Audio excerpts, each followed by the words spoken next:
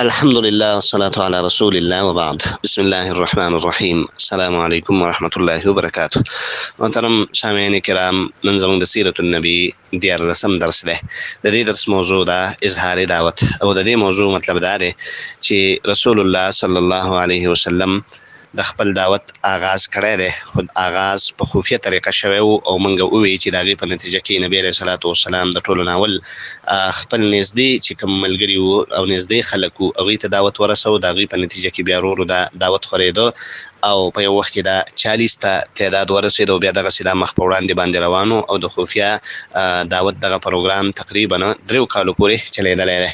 کله چې 3 کاله د نبي کریم صلی الله علیه وسلم په دې خفیه دعوت کې مکمل شو، نو د دې نه وروستو الله رب العالمین نبی کریم صلی الله علیه وسلم ته وحی راولېږله چې وانذر عشیرتک الاقربین، پیغمبره اوس خپل نږدې رشته دار دا ویروه او دا خپل دعوت ښکاره که، د دې اظهار وکړه دنیا ته. نو نبی کریم صلی الله علیه وسلم بیا د خفیه دعوت په ځای باندې اعلانیه دعوت شروع کړو، ښکاره دعوت شروع کړو او د هغې دپاره رسول الله صلی الله علیه وسلم اولنی قدم دا پورته کړو چې خپل کم نږدې رشته دار وو نو هغه یې راوغوښتل. په هغه نږدې رشته دارو کې نبی کریم صلی الله علیه وسلم بنو هاشم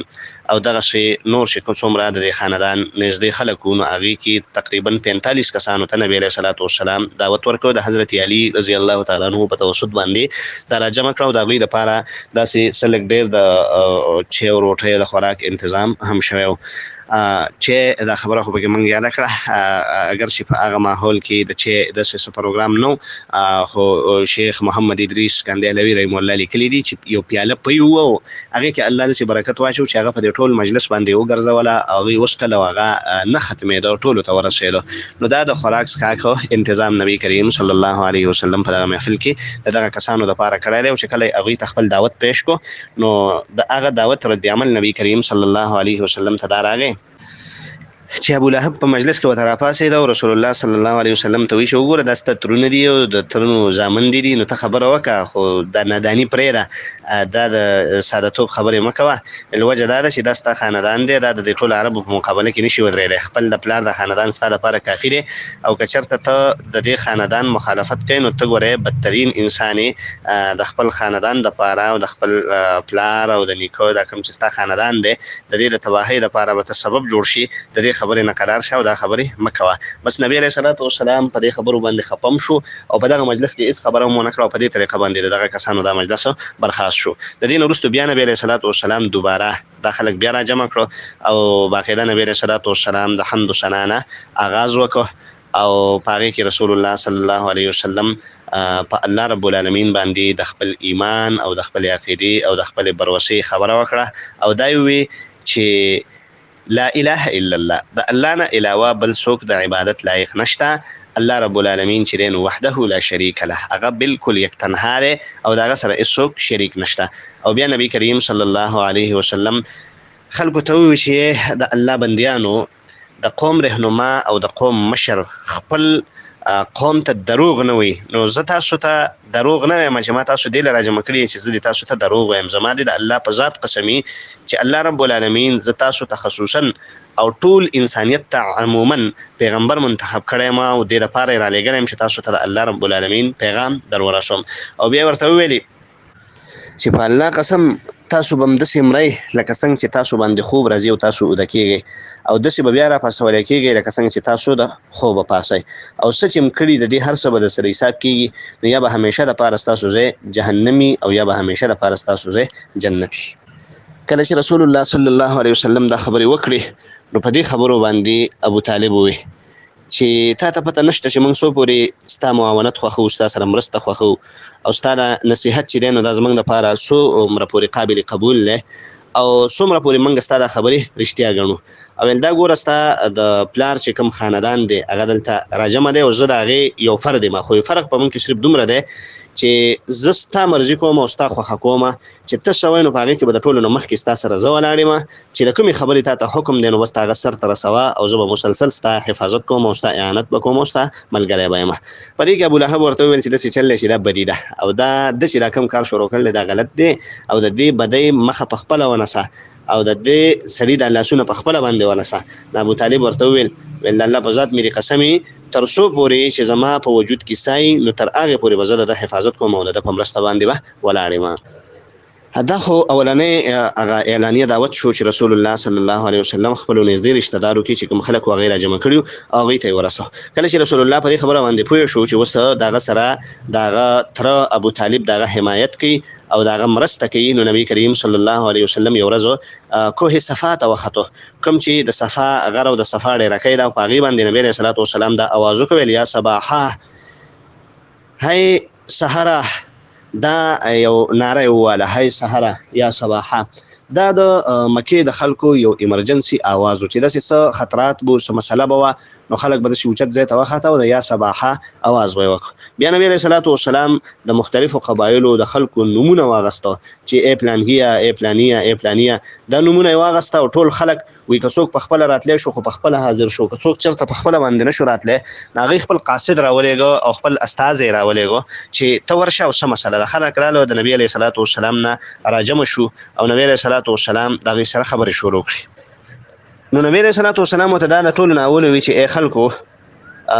تاسو ما پیژنئ چې زه څنګه سړی یم، که زه تاسو ته دا ووایم چې د دې غر نه شاته د دشمن یو فوج دی، یو جماعت دی او هغه راځي په تاسو باندې حمله کوي، نو تاسو به په دې خبره کې ما رښتینی ګڼئ او که نه؟ نو خلکو ورته وویل چې ولې نه، په تا باندې خو موږ د رښتیاو تجربه شوې ده او ته خو صادق او امین نو موږ په دې خبره کې په تا باندې مکمل اعتماد کوو چې ته دا خبره رښتیا کوي او په دې کې دروغ نشته. نو نبی علیه صلات وسلام ورته وویل چې ښه چې په دې کې ستاسو په ما باندې اعتماد دی نو زم تاسو د داسې یو بنیادي خبرې نه خبروم چې د الله رب العالمین یو سخت عذاب او یو سخت گرفت دی په آخرت کې، او د هغې نه مخکې زه تاسو ته خپل رسول رالیږلی یم چې زه تاسو د هغې نه خبر کړم چې چېرته د هغه عذاب ښکار نه شي او په هغه سزا کې را نه شي. نو چې کله یې دا خبره وکړه نو ابولهب ورته پاڅېد ویې تبا لک سائر اليوم الهذا جماعتنا، خدای دې تباه که تا موږ دې خبرې له راجمع کړي. دا سختې خبرې نبي کریم صلی الله علیه وسلم ته وکړې. بیا الله رب العالمین نبي علیه صلات وسلام ته باقاعده وحی وکړه تبت یدا ابي لهب وتب، ابو لهب دی تباه شي، د هغه دواړه د لاسونه دی تباه شي او هغه تباه هم شو. نو دا وحی بیا الله رب العالمین راولېږله د نبی علیه صلات وسلام د تسلی لپاره او د ابولهب د تباهۍ لپاره. وروسته بیا هغه په داسې مرګ باندې مردار شوی دی چې خپل زامن هم ورله بیا نږدې نه تله او چا له یې داسې څه پیسې ټکې ورکړې ویل دی اوس چېرته دفن کوي او دا ځای ته وزګار کوي لرې کوي. دغسې دا واقعه په مسلم شریف کې هم یو ځای کې ذکر ده او په هغې کې دا دی ابو هریره رضی الله تعالی عنه فرمایي چې نبی علیه صلات وسلام ته کله دا آیت نازل شو چې وانذر عشیرتک الاقربین، پیغمبره د خپل نږدې رشته دار ویاروه. نو نبی کریم صلی الله علیه وسلم داسې یو جماعت په نوم باندې یاد کوه، هغوی ته ووایي ای د قریشو جماعته، ای بنو کعب، او تر دې پورې چې نبی علیه صلات وسلام خپلې لور ته هم ووایي چې ای د محمد لورې فاطمې خپل ځان د جهنم د اور نه بچ کړئ، خپل ځان د جهنم د اور نه بچ کړئ. زه ګورئ د الله رب العالمین نه ستاسو د بچ کولو اختیار بیا نه لرم، البته تاسو سره چې کوم نسب او رشته ده د هغې کوم تعلق دی هغه به سره ساتم، خو ګورئ که په دې تمه شوئ چې په آخرت کې د الله د عذاب نه به موږ پیغمبر خلاصوي او دا زما پلار دی او دا زما خپل دی، نو نبی علیه صلات وسلام ورته وفرمایل چې ګورئ دا تمه به نه کوئ. نو د دې ټولو خبرو خلاصه دا شوه چې دغه بالکل د نږدې رشته دار نبی علیه صلات وسلام را جمع کړي یا داسې د خوشه چې نور ورسره څومره خلک دی هغه یې په کوی صفا باندې رابللي دي. نو د ټولو خبرو خلاصه ورسره دا شوه چې ستاسو سره زما کوم تعلق دی او کوم ستاسو سره زما سلام کلام دی او کوم تعلقات دي نو هغه صرف او صرف اوس په رسالت باندې او د الله رب العالمین د طرفه په حواله کړی شوي امانت باندې دي. که تاسو دا زما سره منئ نو زما هر څه ستاسو سره برقرار دي، تعلقات او تګ راتګ او غمخادي، او که دا نه نو کوم چې صرف د عصبیت په وجه او کوم چې صرف د قومیت په وجه باندې ستاسو سره تعلق دی نو هغه څیز به د نن نه بعد ختمي. د دې نه وروسته بیا نبی کریم صلی الله علیه وسلم دا پیغام د دې مکې د کلي نه بهر شو او غیر چاپیره د مکې په دې اطرافو کې د اواز خور شو. الله رب العالمین ورته حکم وکړو چې فاستع بما تؤمر واعرض عن المشرکین، پیغمبر ته چې کوم حکم شوی دی دا بالکل صفا صفا خلکو ته ورسوه او بیان کړه او د مشرکانو بالکل پروا مه کوه. دا اعلان چې کله وشو رسول الله صلی الله علیه وسلم د بت پرستۍ خلاف د بوتانو خلاف کوم مهم شروع کړو د هغې څه اثراتو شو نو انشاءالله هغه درس به زمونږ سبانۍ درس شي او سبانه به بیا د دغه خبرو وضاحت کوو. موږ کوشش دا کوو چې زمونږ د درس دورانیه د 10 منټو نه بره نه ځي،